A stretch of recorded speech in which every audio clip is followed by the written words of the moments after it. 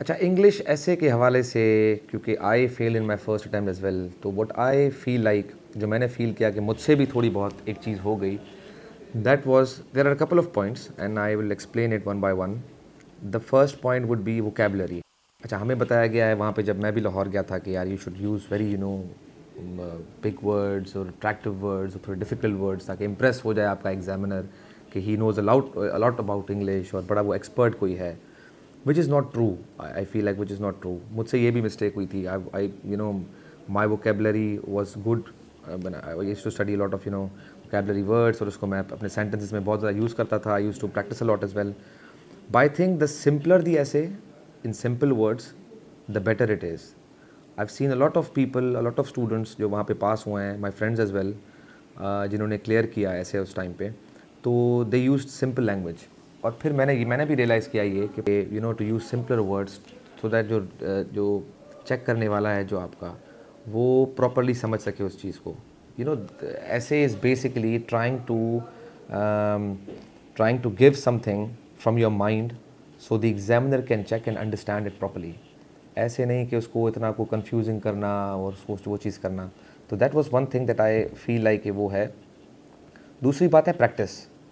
I think I didn't do enough practice for essay. I was a bit of an overconfident person at that time कि मेरी English बड़ी अच्छी है और I can write it in the flow. तो मैंने practice बहुत कम की थी. उसमें यह है कि in each and every topic you should at least practice an essay with simple words, with continuity, with a good structure. और वो करके एंड एक आप उसमें करें कि एक टीचर आपका हो जो आपको वो चेक करे. I've seen students going everywhere, hell and around, कि हर एकेडमी जा रहे हैं, हर टीचर के पास जा रहे हैं, को 15-20, तो हर किसी के अपने आइडियाज़ हैं, वो इनकलकेट कर रहा है फिर वो चीज़. तो इस तरीके से ना होना चाहिए. एक ही बंदा उसको रखे, क्योंकि कहते हैं कि उस्ताद एक होना चाहिए किसी चीज़ का ना. That is my mind set. तो एक ही उस्ताद हो जिसको आप हर टॉपिक पे वो आप करें और वो चेक कराएं उनसे. तो these are two points that majorly that I missed as well. One is that I didn't practice enough, and the second thing was कि मुझे वोकेबलरी कोई जो है ना वो सिंपल यूज़ करनी चाहिए थी in my essay. Sources I would say content इसीलिए नहीं है क्योंकि सेम ओल्ड गाइड्स और सेम ओल्ड बुक्स जो वहाँ पे वो सबको दे रहे हैं ना. तो I think the examiner as well sees the stuff, sees the content and it's the same everywhere. तो जाहिर सी बात है वो थोड़ा सा उसमें डिफ्रेंशिएट नहीं होता. अच्छा, माई हैबिट इज़ कि आई रीड फॉरेन आर्टिकल्स वहाँ से जो आते हैं, उनमें यह है कि लेटेस्ट इन्फॉर्मेशन भी होती है and it is very different from others. तो आई वुड सजेस्ट कि don't rely on just these books and guides that they've just copied it from somewhere else and it's the same thing every time. It's not changing. क्योंकि मैं भी जब तैयारी कर रहा था तो पीपल यूज्ड टू से कि बस यार ये गाइड है, this is enough for this subject. और ऐसे आप पढ़ रहे हैं ना, तो ऐसे बस ये है ना, इस पर सारी इन्फॉर्मेशन कंटेंट आपको मिल जाएगा हर चीज़ के हवाले से. If you are doing on water crisis तो you'll get all the details, you'll be on education तो you'll get all the details.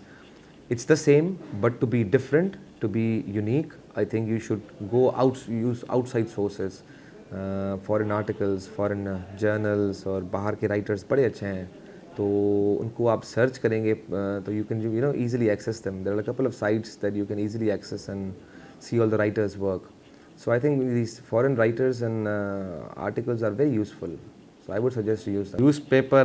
When I landed in Pakistan and when I started doing CSS in Lahore, तो ये तो आदत मैंने पक्की कर दी थी कि in the morning when I used to wake up, newspaper पढ़ना dawn is a must for me. अच्छा, I used to still, I mean there's a newspaper here in my office. अब वो आदत जो मैंने start की है, it continues in your life. And this is very useful because you're updated in current affairs, you're updated in Pakistan affairs, you're updated in world affairs. जो कुछ चल रहा है, even you are not a vivid watcher of the TV, आप अखबार सुबह को पढ़ेंगे ना तो you will get all the details what is happening around. तो it is a must thing, क्योंकि ये आपको सारे सब्जेक्ट्स में हेल्प करेगा. इंटरनेशनल रिलेशन से कवर हो रहा है, पाकिस्तान अफेयर्स आप इससे कवर हो रहा है, करंट अफेयर्स इससे कवर हो रहा है, आपकी इंग्लिश अलग इम्प्रूव हो रही है. इंग्लिश की एक और मैं चीज़ आपको बता दूँ कि you should to improve your English, you should listen English, speak English, you should write English. There are 3 steps. सुनेंगे तो आपकी sense of ability to hear and understand words would improve. Speak करेंगे तो आपकी प्रोनाउंसिएशन, आपकी confidence building, सब चीज़ आपकी वहाँ से इम्प्रूव होगी. And then the structure that you write it with, that improves as well. Writing skills आपके ऑटोमेटिकली उससे भी इम्प्रूव होते हैं।